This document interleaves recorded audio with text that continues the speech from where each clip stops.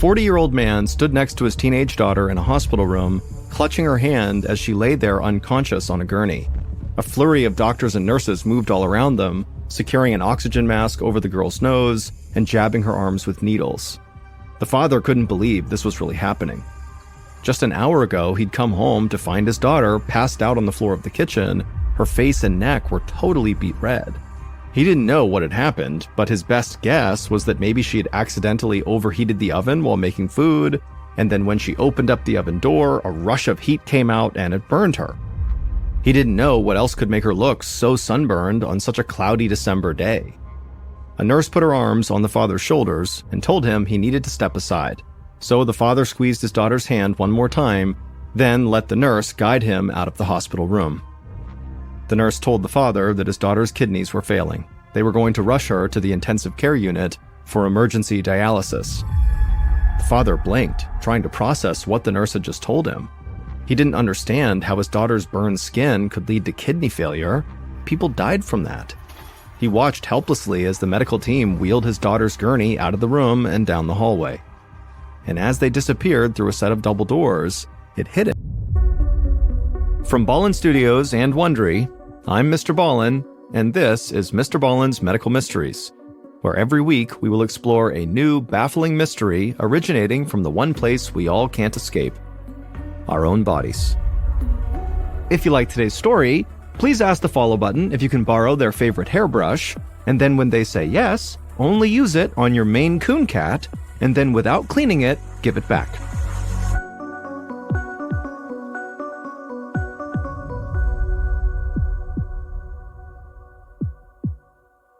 This episode is called The Sunless Burn. It was December 1979, and a young woman named Rose Harmon shivered in the cold at a bus stop in Madison, Wisconsin. The ground was covered in icy gray slush, and the whipping wind chilled her to the bone. But still, Rose couldn't help feeling cheery. All the lampposts around her were decorated with Christmas lights, and she just loved the way the city looked this time of the year. The 18-year-old high school student shifted her backpack from one shoulder to the other as her bus finally arrived at the stop. When the hydraulic doors opened, Rose stepped on board, and immediately it hit her how much warmer it was inside of the bus than it was outside, to the point where her cheeks flushed and she lowered the hood on her jacket. But as she walked towards the back of the bus, it just felt like the temperature inside the bus was only rising.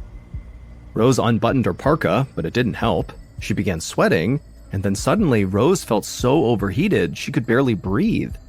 The edges of her vision went dark as she tried her best to gulp down air and get her coat off. She could hear people around her reacting to her strange, desperate behavior. Someone was telling the bus driver to pull over, call an ambulance. And then Rose felt a sharp pain in her knees as she collapsed to the floor, and then everything went black.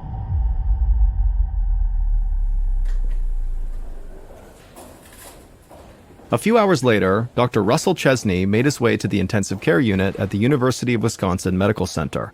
Dr. Chesney was a kidney specialist, and any time he was paged to go to the ICU, it was usually bad news. And tonight was no exception. He just received a call from the emergency room letting him know that they were rushing a patient named Rose Harmon up to the ICU for kidney failure. When Dr. Chesney reached Rose's room, he saw a doctor standing at the foot of her bed, scribbling something down on a medical chart, while a nurse rummaged through a black backpack that was sitting on the cabinet along the wall. The doctor at the foot of the bed looked up as Dr. Chesney came inside the room, and the doctor kind of motioned to the unconscious young woman lying right there in the hospital bed with the oxygen mask strapped over her face. Dr. Chesney looked at Rose and felt his chest tighten. He knew Rose was only 18 years old, but in person, she looked even younger. She was far too young to be suffering from kidney failure. Dr. Chesney stepped closer to the bed and noticed that the girl's face and hands were covered in a blotchy pink rash that made it look like she was very badly sunburned. The doctor who had already been in the room told Dr. Chesney that Rose had come into the ER unconscious and with a very high fever. She was barely breathing, and when the doctor performed an initial exam, he heard crackling in her lungs. It was a warning sign that her lungs were filled with fluid, and they needed to perform a procedure to drain them. However, before they could extract the fluid, Rose's kidneys began to fail, and so that was when they had called Dr. Chesney. Dr. Chesney couldn't believe how quickly Rose seemed to be breaking down. And Dr. Chesney had never seen anything like this list of symptoms she had, especially her sunburn-like rash. He knew that Rose's body was in shock, which meant that it wasn't properly able to pump blood to all her organs. That was why her lungs and kidneys were failing. But he had no idea why Rose's body had gone into shock in the first place. And in order to save Rose, that was the question that Dr. Chesney would have to answer. Otherwise, even if he could stabilize her right now, she would eventually go back into shock. Given the rapid onset of Rose's symptoms, Dr. Chesney guessed that she must have contracted a very serious infection. He needed lab work to better understand what was wrong with Rose, but there was no time to wait for test results, which could take up to a couple of days. She needed help right now. A moment later, the nurse returned and told Dr. Chesney that she'd found Rose's ID in her backpack and contacted her parents. Dr. Chesney thanked the nurse and gave her a new task, to start Rose on a few different antibiotics. He hoped that one of them would stop the infection from spreading. And in the meantime, after they used a long needle to drain the fluid from her lungs, he would order as many tests as possible to identify the source of the infection. Dr. Chesney also decided to put Rose on dialysis, meaning a machine would now be flushing toxins from her kidneys, since her own kidneys were not able to do that. They were failing. While the nurses got everything started, Dr. Chesney left to go check on some other patients and promised he would be back soon. An hour later, Dr. Chesney turned back into Rose's room. The sunburn rash had spread up her arms, making her look even worse. He checked her vitals and was dismayed at what he saw. Rose's blood pressure had fallen, which meant that her body was not coming out of shock. So Rose's body still was not pumping enough blood to her organs. Dr. Chesney decided to give the antibiotics one more hour to maybe work. It was nearing the end of his shift, but he wanted Rose to stabilize before he left the hospital. But when Dr. Chesney came back to check on her the next time, he could immediately tell the antibiotics were still not working. The rash had spread even more, now it fully covered Rose's arms and legs. Her blood pressure was even lower than before. Dr. Chesney was bewildered. The antibiotics should be able to fight off a wide variety of infections, so whatever Rose was fighting had to be extremely rare and very potent. Dr. Chesney clearly could not afford to sit around and wait for Rose's test results to come back, otherwise it would be too late to help her. So he ordered a chest x-ray, thinking maybe it would reveal that she had a bad case of pneumonia. As orderlies wheeled Rose's gurney toward the x-ray suite, a nurse came into the room and told Dr. Chesney that Rose's parents had arrived at the hospital. Dr. Chesney immediately hurried out into the waiting room, meeting the parents right as they stepped off the elevator. Dr. Chesney was anxious to speak with them about Rose's health and felt a pang of empathy at the looks of sheer terror on their faces. Dr. Chesney invited them to sit with him for a moment. He explained that Rose was getting a chest x-ray and they could see her after that. And in the meantime, he asked her parents to walk him through Rose's medical history. Specifically, he wanted to know if she'd been sick at all in the past week, or if anyone around her at home had been sick. But Rose's parents shook their heads, no. The mother assured the doctor that they'd all been feeling fine. They also hadn't received any word of any illnesses circulating at Rose's high school either. And the more they talked about Rose's medical history, the more it became apparent to Dr. Chesney that Rose was a very healthy, average 18-year-old girl. And so Dr. Chesney was stumped.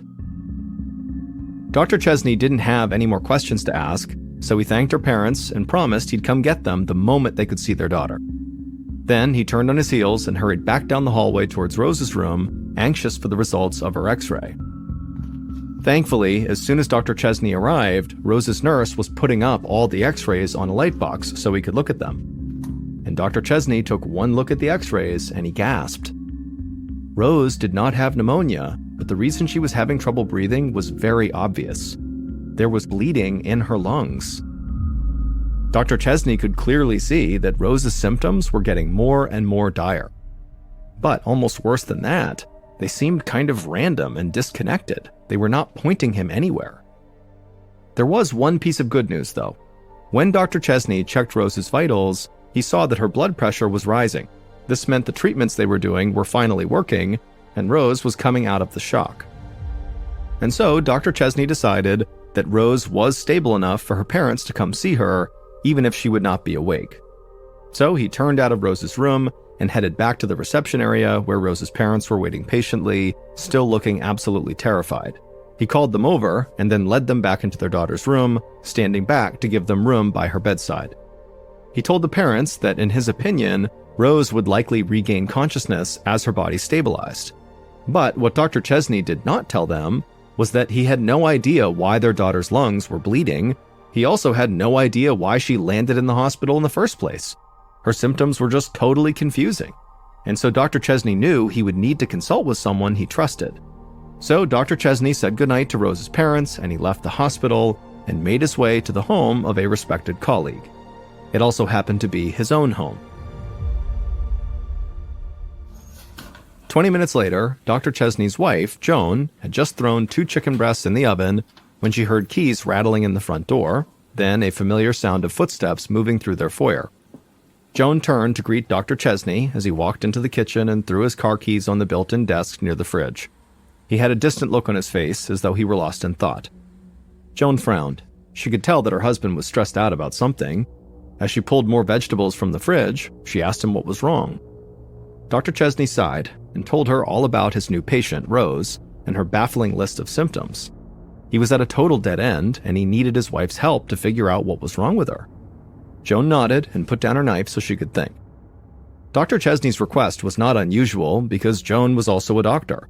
The couple frequently bounced ideas off of each other when they had challenging cases. Joan was an infectious disease specialist, and odd cases like this came across her desk all the time. And to Joan, something about Rose's symptoms, the fever, shock, and kidney failure, sounded familiar, but for the life of her, she couldn't remember why. Joan asked more questions about Rose, hoping that something might jog her memory, but she had no luck. She promised her husband she'd keep thinking about it, and then she went back to chopping up the vegetables. Now she was lost in thought as well. When Joan woke up the next morning, Rose was immediately on her mind. In fact, the night before, she had even had a dream about Rose. It felt like the answer to what was going on with Rose was just beyond her fingertips. As Joan got out of bed, she decided she would pay Rose a visit herself that morning. She thought that maybe just seeing Rose in person might help her put the pieces together. An hour later, Joan followed her husband, Dr. Chesney, into Rose's room in the ICU. Joan was shocked as she laid eyes on Rose, who was still unconscious. The sunburned-looking rash now covered Rose's entire body, including the palms of her hands. Joan had never seen a rash like this in her entire career. She thought it looked almost like a chemical burn and wondered aloud if Rose could have been exposed to a chemical that her body absorbed through her skin. Or maybe she took a drug that her parents were not aware of at maybe a high school party or something like that. Dr. Chesney told his wife that the lab results should be ready any moment, and hopefully they would help them find an answer. Dr. Chesney said he'd go check on the test results' progress, and then he stepped out of the room. While Joan waited for him to come back, she decided to check Rose's pupils and her reflexes. So Joan pulled a flashlight from the pocket of her white lab coat and then gently pulled back Rose's eyelids. Joan was surprised to see that Rose's eyes were totally bloodshot. Joan was alarmed. She didn't know of any infections that caused shock and bloodshot eyes like this. She began to wonder if they were witnessing the birth of some new and potentially deadly disease. The prospect was terrifying, and it sent Joan hurrying out of the room and down the hallway to find her husband.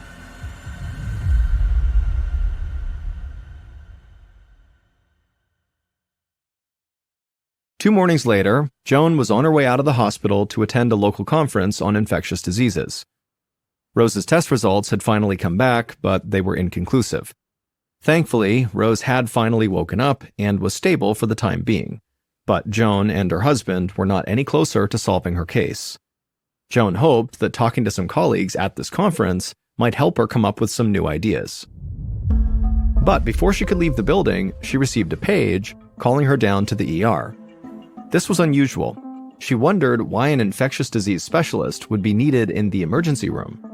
But in the pit of her stomach, she feared she already knew the answer, that she was right, that Rose was suffering from some brand new deadly disease, and now it was spreading, and so they might have new patients downstairs. Joan hustled across the hospital, anxiety really starting to settle in.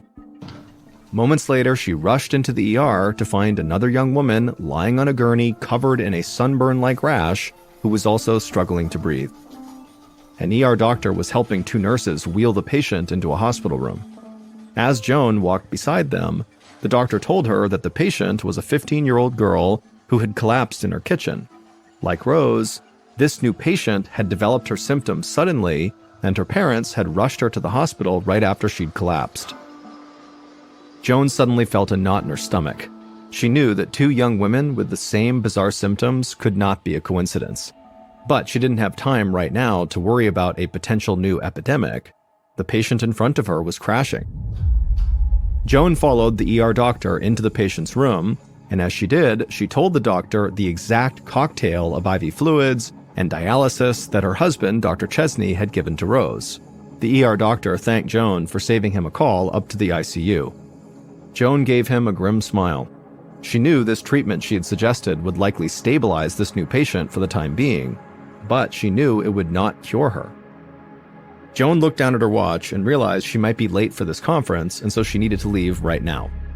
She needed to attend this conference really for the sake of Rose and this new patient. Joan hoped that one of her colleagues at this conference might recognize the symptoms these two girls were showing and be able to help figure out what was making them sick so they could finally treat them and cure them.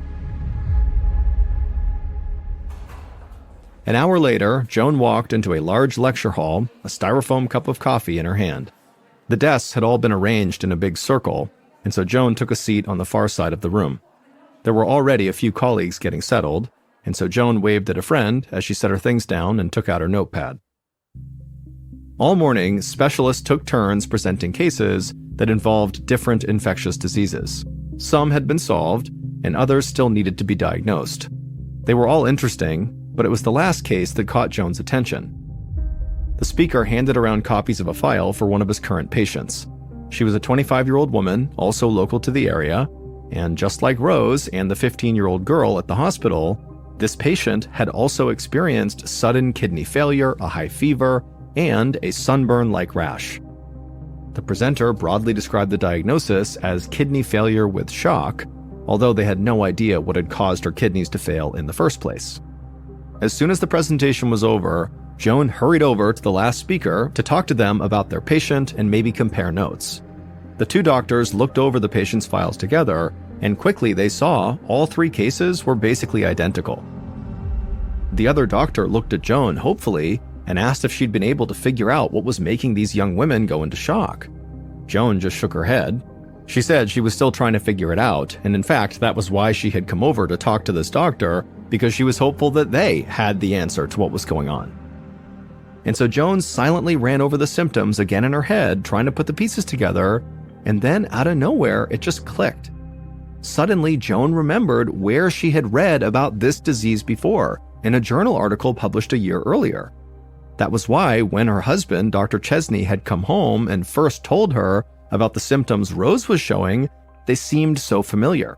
This article was the reason. Joan quickly thanked her colleague and promised she'd be in touch. Then she hurried out the door and drove back to the Madison Medical Center as fast as she could, and then nearly ran to her office.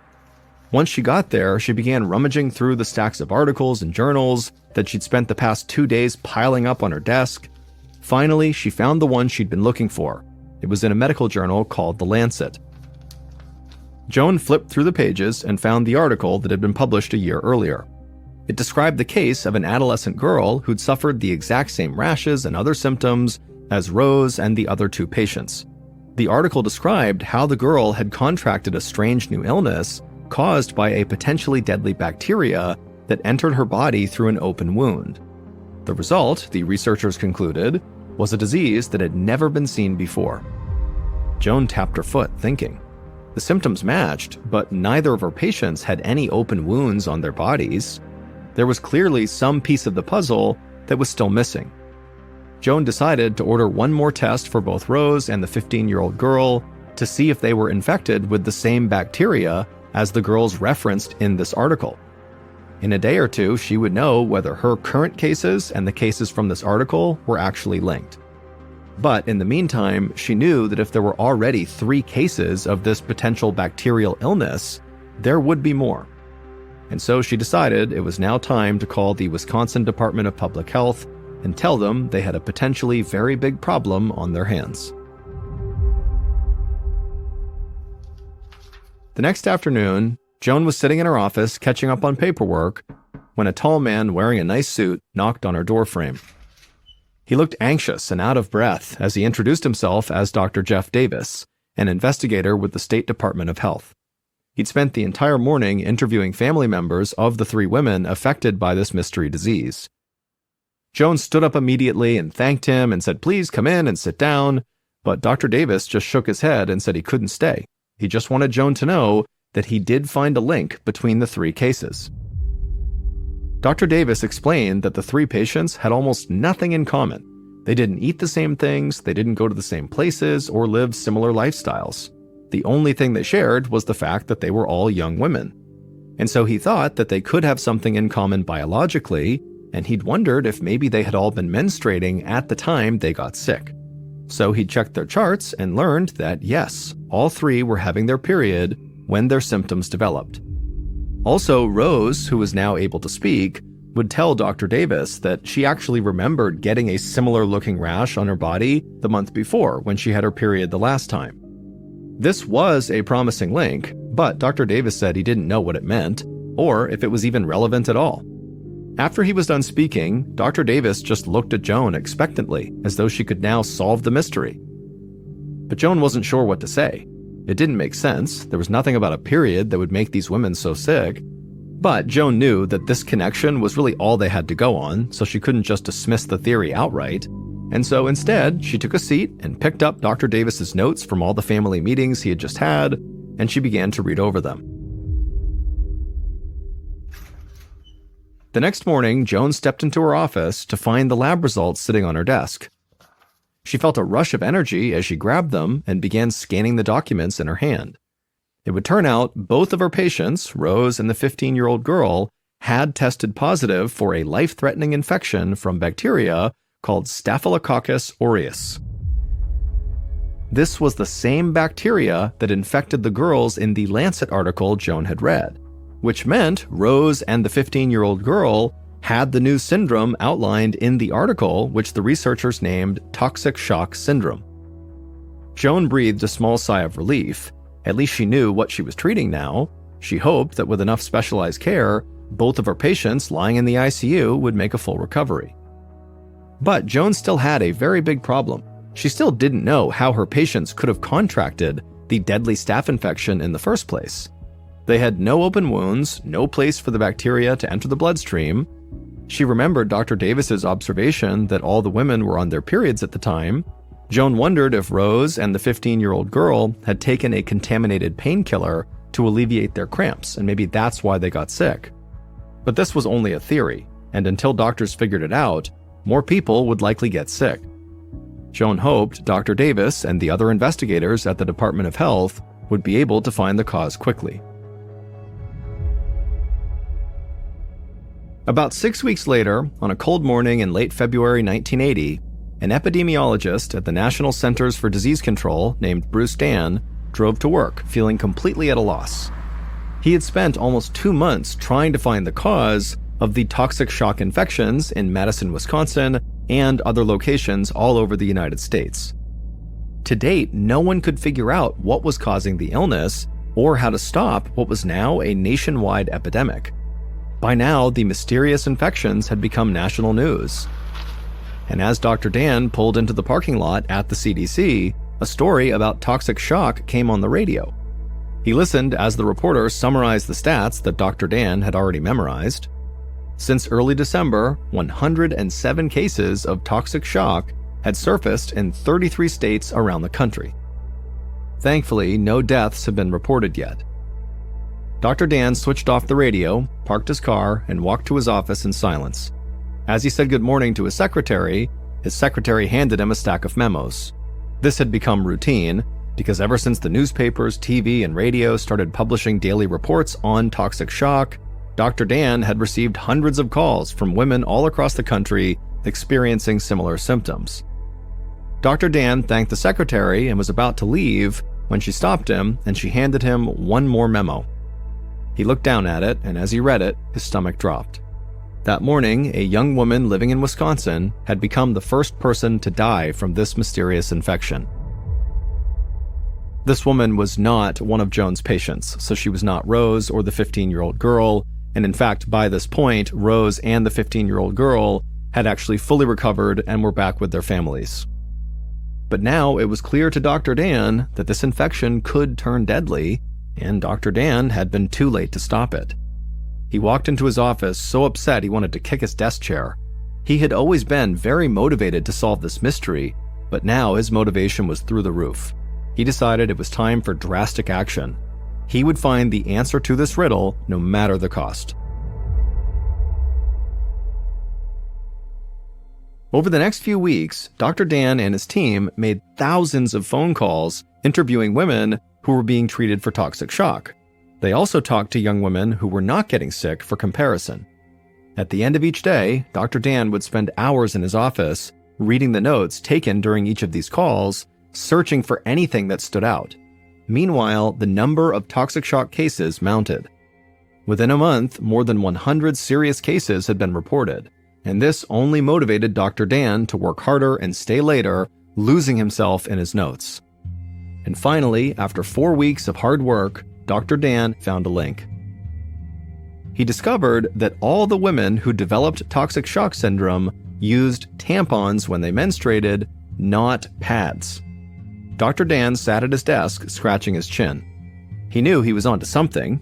Granted, tampons had been on the market for more than 50 years. In fact, 50 million women used them every month in the United States alone. Out of that 50 million, only several hundred had gotten sick. So clearly, the vast majority of tampons were causing no problem at all. Dr. Dan rapped his pen on the desk, thinking, and he wondered maybe it was just one brand of tampons that had somehow become contaminated in some way. And so he decided to begin calling tampon manufacturers, and what he found would finally solve the mystery. As Dr. Dan and his colleagues conducted their surveys, they discovered that in about 70% of the toxic shock cases, the women used tampons from a brand called Rely. Specifically, they used the heavily absorbent version. At first, this didn't make sense to Dr. Dan. Rely had introduced the heavily absorbent tampons 6 years earlier, in 1974, but there was no evidence linking them to toxic shock until this outbreak had started in late 1979. However, right before the outbreak began, Rely began using synthetic materials. And the other brands, which accounted for the other 30% of toxic shock cases, also were using synthetic materials, just not as much. It turned out that while these materials allowed for much better absorbency, they also helped promote the growth of the bacteria that causes toxic shock. Once Dr. Dan discovered the link between Rely tampons and toxic shock, the CDC published an article with their findings. For Dr. Joan Chesney and her husband Russell, the study was a huge relief. Thankfully, all their patients had fought off the deadly infection, and now that the word was out, they were hopeful the outbreak would taper off. After some initial resistance, Rely superabsorbent tampons were finally pulled from the shelves in September of 1980. By that point, 772 women had developed toxic shock syndrome from using tampons, and the majority of them used Rely tampons. Tragically, 38 of those women died. Their deaths inspired new industry regulations to reduce the absorbency of tampons and also to print mandatory warning labels on the boxes. And since then, toxic shock syndrome has become incredibly rare, with only a handful of deaths every year.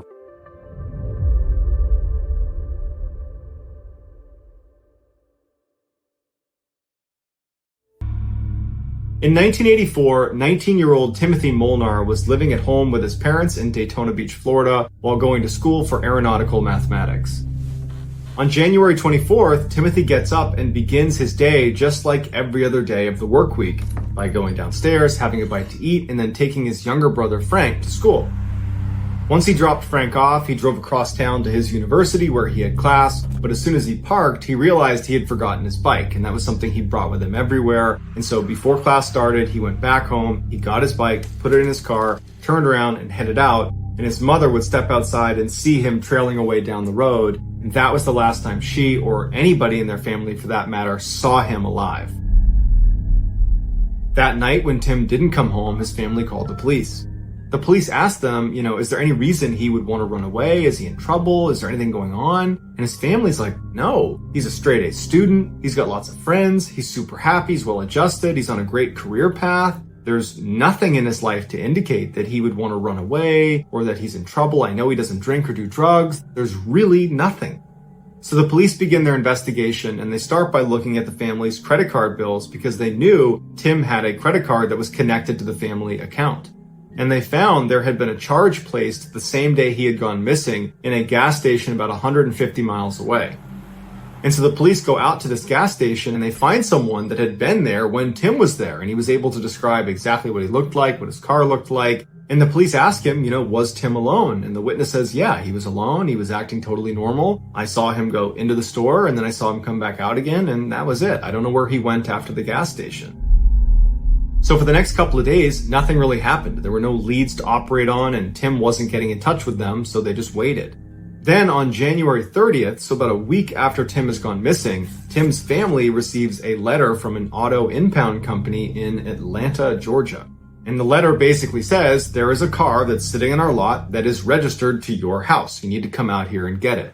And so the family goes to Atlanta, Georgia to inspect the car, and they walk up to it and there's nothing suspicious about it. There's no scratches on it. The tires are all fully inflated. They look inside and there's no sign of a struggle. There's no blood. There's no debris of any kind. But what they would find inside the car were Tim's credit cards, his wallet, his license, and other items suggesting that perhaps Tim is trying to ditch his old identity and start a new one.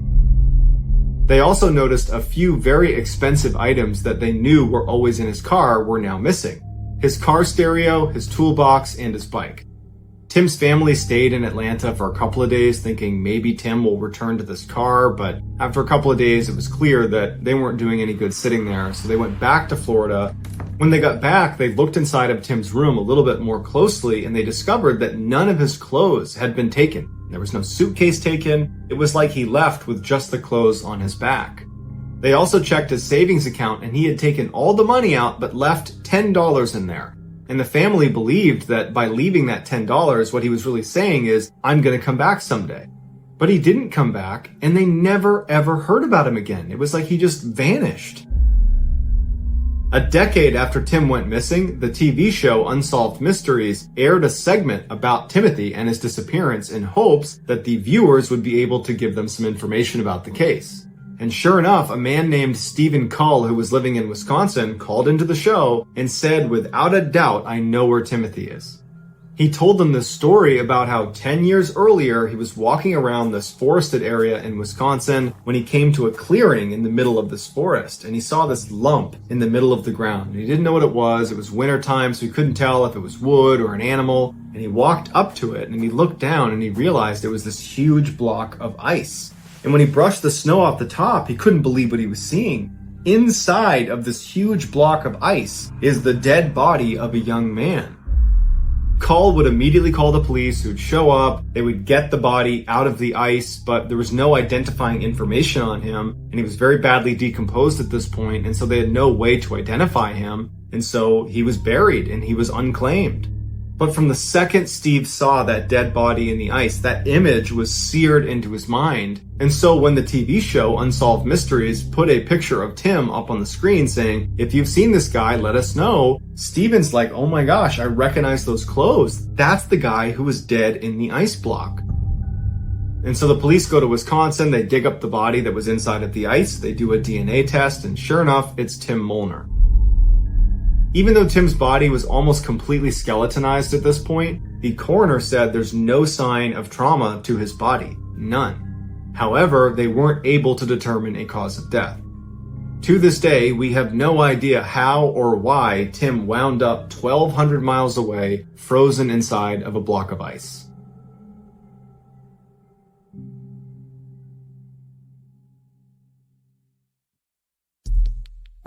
Our next story is called The Ultimate Shock.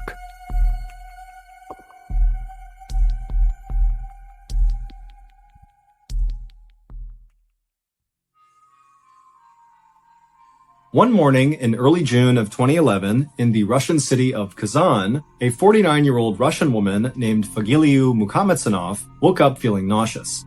Fagiliu had recently had some health problems, and her doctors had told her that she really needed to take it easy, don't do anything that really stressed her out or made her mad, basically just relax. And so, on that morning, this is exactly what Fagiliu decided to do. Instead of pushing through her nausea to go to work anyways that day, she decided she would call out from work and stay home and have some tea and try to just feel better. But a little while later, when Fagiliu was in the kitchen making tea, her husband, Fagili, he came in and asked her how she was doing, and she said, you know what, I actually feel worse. My nausea has gotten worse, my chest hurts, and I'm starting to sweat. I'm gonna go lie down in the bedroom. But as Fagiliu walked across the kitchen to go lay down, her chest suddenly tightened tenfold and she collapsed to the ground unconscious. Fagili rushed over to her and tried to wake her up, and when he couldn't, he rushed to the phone and dialed 112, which is Russia's emergency line, and he called for an ambulance. And then when the ambulance arrived, Fagiliu was not breathing. And by the time they got her to the hospital, she was declared dead. She had died from a heart attack. Fagili, who had been married to Fagiliu, his wife, for almost 30 years, was absolutely heartbroken, but he and his wife's religion encouraged people to have funerals within 24 hours of a loved one passing away. And so despite the fact that Fagili was basically despondent from all his grief, he pretty much immediately began calling relatives and friends and making preparations for Fagiliu's funeral, which would take place the next day. The next morning, Fagili woke up and put on his best suit, and then he joined his and his wife's family and friends at the funeral home for Fagiliu's funeral. When Fagili walked inside of the funeral home, he saw there were all these wooden chairs facing forward towards the front of the room, and at the front of the room, up on a table, was his wife's coffin, which was open and surrounded by all the flowers that Fagili had barely been able to buy with the little bit of money that he and his wife had. Fagili slowly made his way down the middle of the room to his wife's coffin, and the other people that were there saw him coming and got out of the way in respect to, the husband of the deceased. And so Fagili, he walks up and he looks down at his wife, who again, it's open casket so we can see her, and he was struck by her appearance. She just did not look right. Now, Fagili did not have enough money to embalm his wife, which means to preserve a dead body and make it look like it's very lifelike. And so instead, the people who worked in this funeral home had just applied heavy makeup to Fagiliu's face to try to make her appear more lifelike, but it really hadn't worked. To Fagili, it didn't even look like his wife. After all, Fagiliu never even wore makeup, and so to see her with heavy eyeliner and bright red lipstick was just totally bizarre. Behind Fagili, Fagiliu's relatives were all assembled in the first row, beginning their prayers for the dead. And so Fagili, after taking a few more looks at his wife, he stepped back and joined the first row. And so as Fagili was standing there holding his mother's and brother's hand, he closed his eyes and did his best to focus on the words of the prayer, instead of on the grief he was feeling for his wife. And as he was doing that, his mother, who was on his right side, suddenly broke from the words of the prayer and let out this strange crying sound. And Fagili, he opened his eyes and looked over at his mother, expecting her to be collapsed on the ground from all the grief she was experiencing. But instead, he saw his mother was trembling and looking straight ahead. And so Fagili followed her gaze, and what he saw at the front of the room made Fagili want to faint. His wife, Fagiliu, was now sitting straight up in her coffin. She wasn't making a sound, but she was looking out at the crowd of people with her strange makeup on her face, just staring at them with wide eyes. And for a second, everybody in the funeral home noticed this and went totally quiet, and both Fagiliu and the mourners just stared at each other.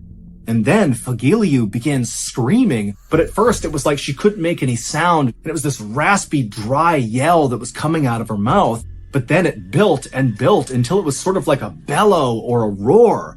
And when this loud, deep, guttural sound began coming out of Fagiliu's mouth, the mourners in the room began screaming too. And suddenly, it was absolute chaos inside of this building. As funeral workers rushed to call emergency services, not knowing what else to do, Fagili, who also had been screaming after seeing his wife arise from the dead, he kind of snapped out of it and ran to his wife, and he embraced her, and when he did, Fagiliu went from screaming to silent. And she looked up at her husband with wide, scared eyes and began crying, and then she slumped forward into Fagili's arms.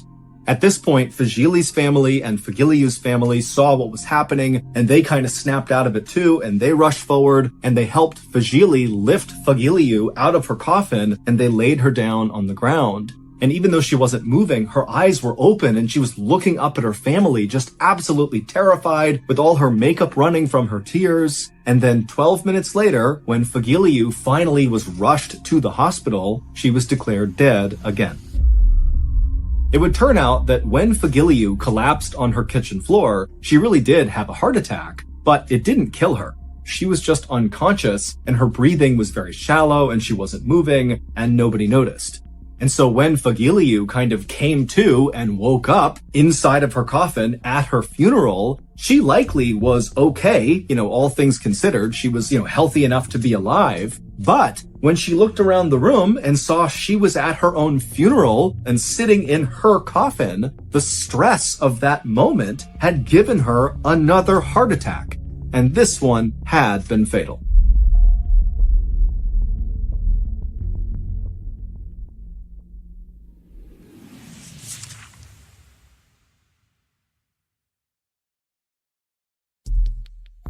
The next and final story of today's episode is called Headache.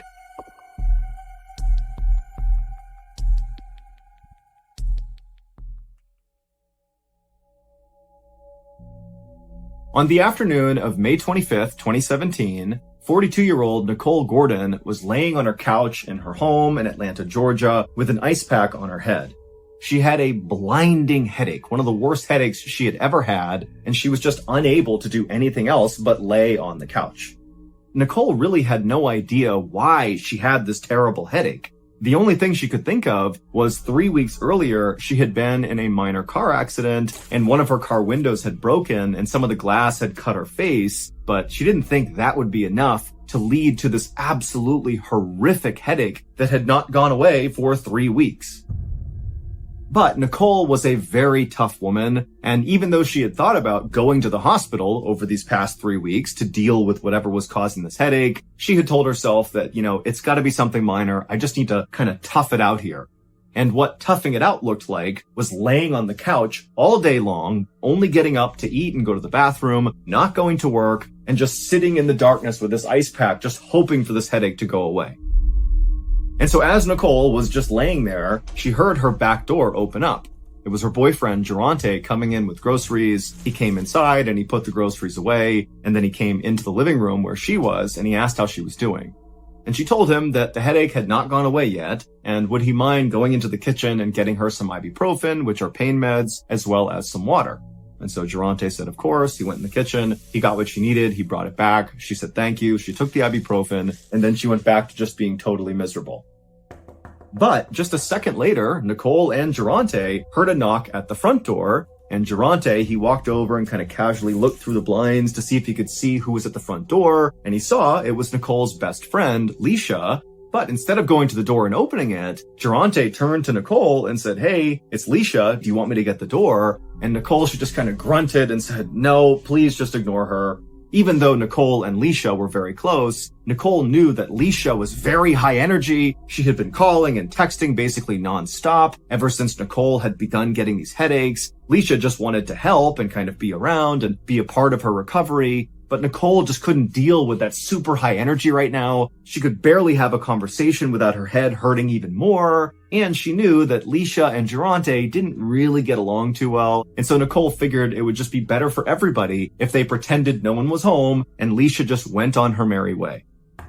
But Leisha was very persistent and just continued knocking really loud on the front door. She began calling Nicole's phone, and so Nicole began reaching over and silencing her phone over and over again. And finally, Nicole looked over at Durante and just said, I don't need this. I'm going into my bedroom and I'm lying down. And so she grabbed her phone, she stood up off the couch, she could barely move, her head hurt so bad, and she walked, quietly past the front door, made her way into her bedroom, and she was about to lay down on the bed when she made the mistake of opening up her blinds just a little bit. Her room was on the front of the house as well, and she wanted to see if Leisha was still there. And when she opened those blinds, Leisha, who was outside, happened to be looking at Nicole's bedroom, and the two of them made eye contact, and Nicole's like, oh my God, she knows I'm here. And so Nicole, she just shuts the blinds, but now Leisha comes up to the window and she's yelling, Nicole, I know you're there. Come on, let me in. I want to help you. But Nicole, she just could not deal with it. And so she laid down on her bed and just continued to totally ignore Leisha. Nicole knew that no matter how offended and upset Leisha was for this snub, she would get over it because the two women had been friends for nearly 2 decades. 19 years earlier, they had been neighbors and they had become friends really quickly. They had been pregnant at the same time and they began raising their kids kind of like side by side. But in the last 5 years that Nicole and Durante had been together, Nicole and Leisha had kind of drifted apart because Leisha and Durante both had very strong personalities and they just kind of clashed. And Nicole and Durante had this kind of on-again, off-again relationship, and every time they were broken up, Leisha would come around and be totally unfiltered with Nicole about how much she didn't like Durante. But right now, Nicole could just not deal with Leisha, and so despite hearing her yelling for her to come outside, come on, I know you're in there, Nicole just rolled over on her bed with her ice pack on the side of her head, and she fell asleep. A few hours later, when Nicole woke up, Leisha was gone, as well as Durante. He didn't stick around for very long. He often would only come over just to check in, and then he'd go off and do his own thing. And so Nicole, who still had this blinding headache, she sat up, she got out of her bed, and she was only able to walk back out into the living room where she laid down on the couch and just went right back to sleep.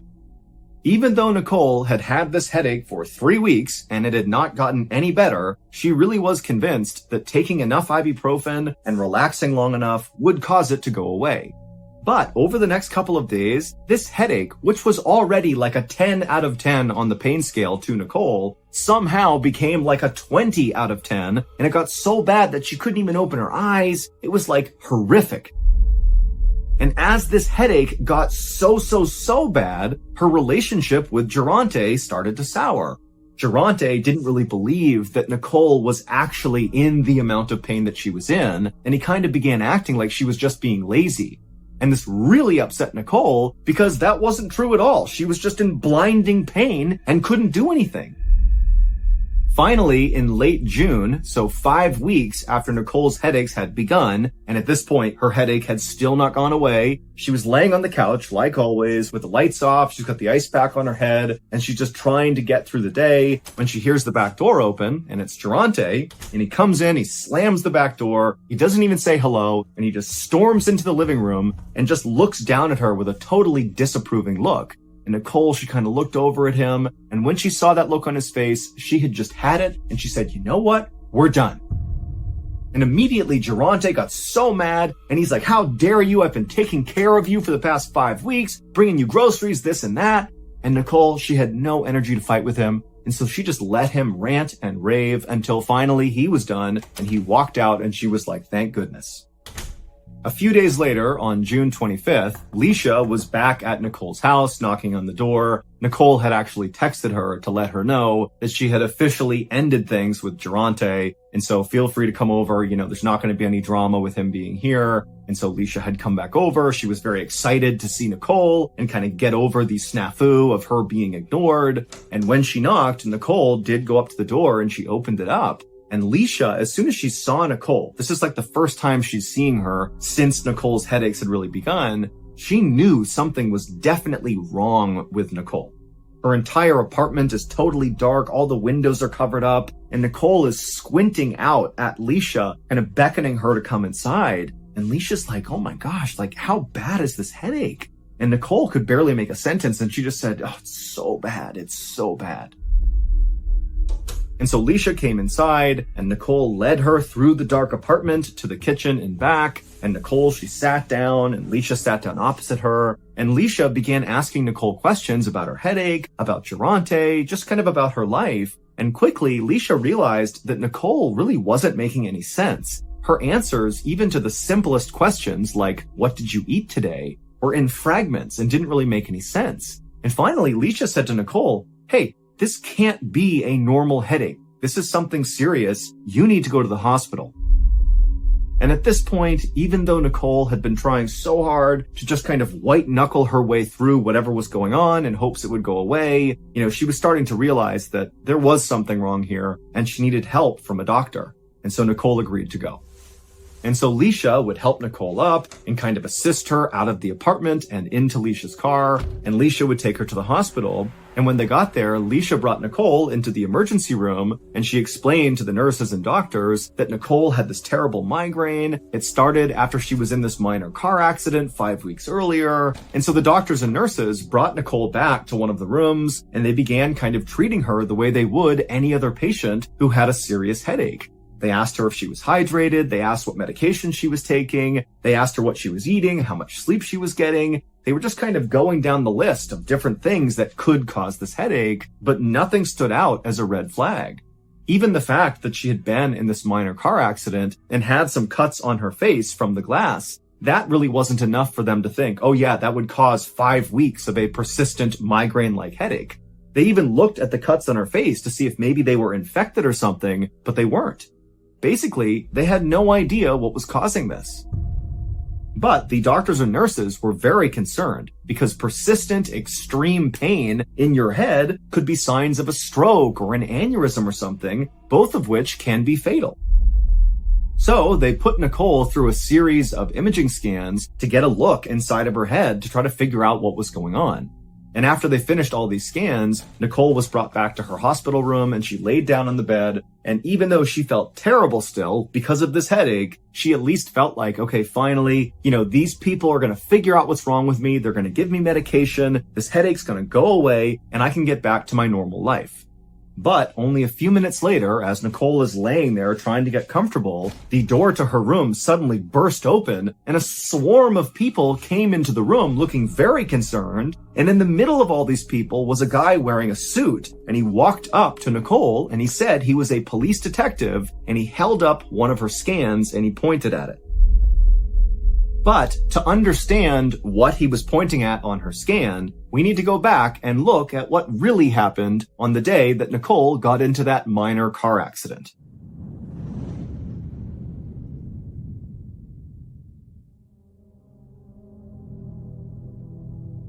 Back in early May of 2017, Nicole and Durante, who were still dating at this point, had just come back to Nicole's house after the two of them had been at a house party together.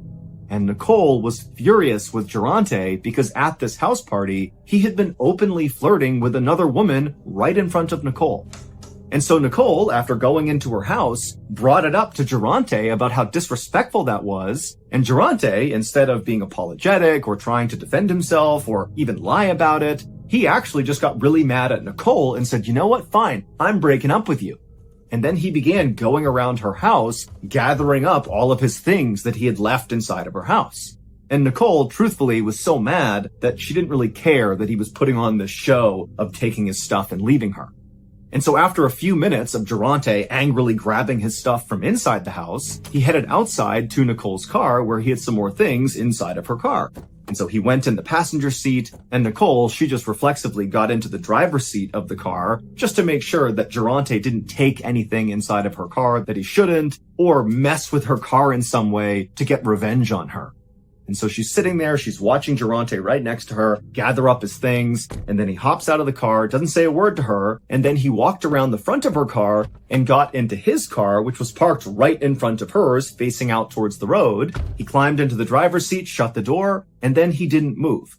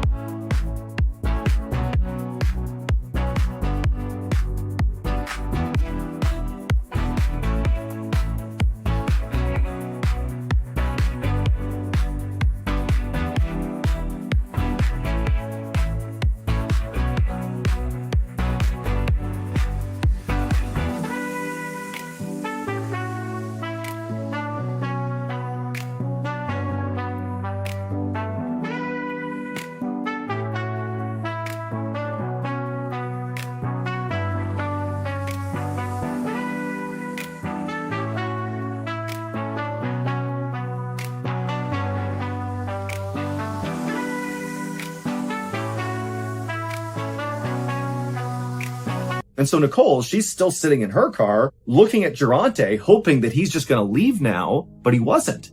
And so suddenly feeling so frustrated and mad at him for everything, she turned on her car and drove forward, not fast or anything, and bumped intentionally into the back of Durante's car, and then she backed up to where she had been.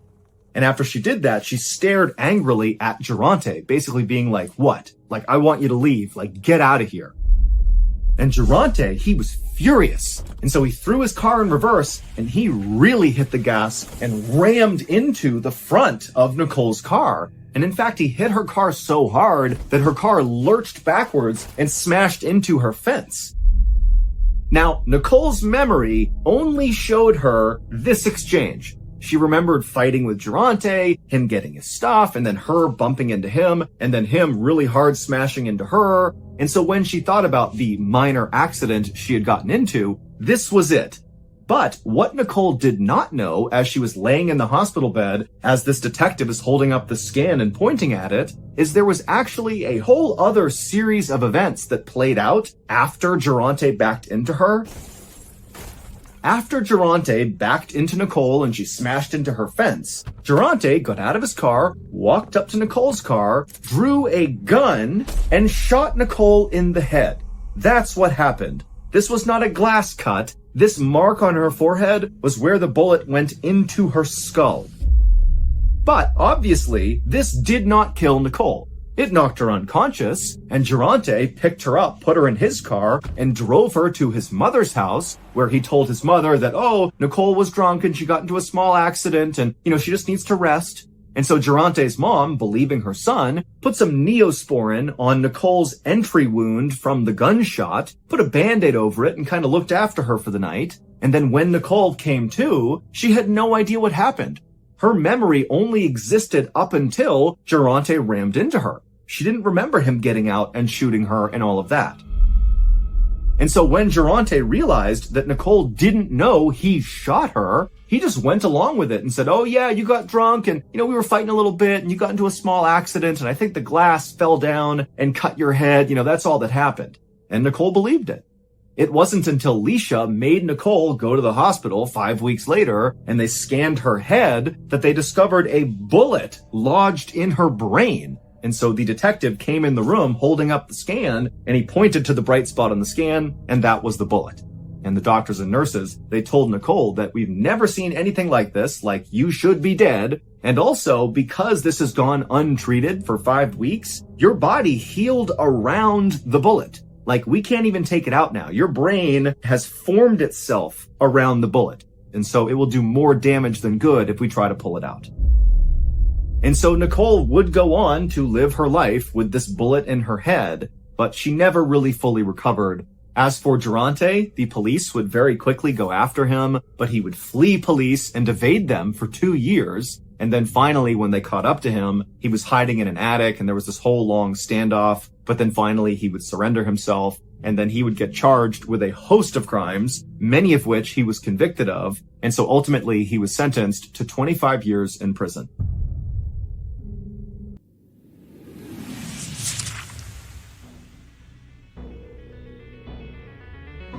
Thank you for listening to the MrBallen podcast. If you enjoyed today's stories and you're looking for more bone-chilling content, be sure to check out all of our studio's podcasts: MrBallen's Medical Mysteries, Bedtime Stories, and Runful. Just search for Ballen Studios wherever you get your podcasts and you'll find them all. Also, there are hundreds more stories like the ones you heard today, but in video format on our YouTube channel, which is just called MrBallen.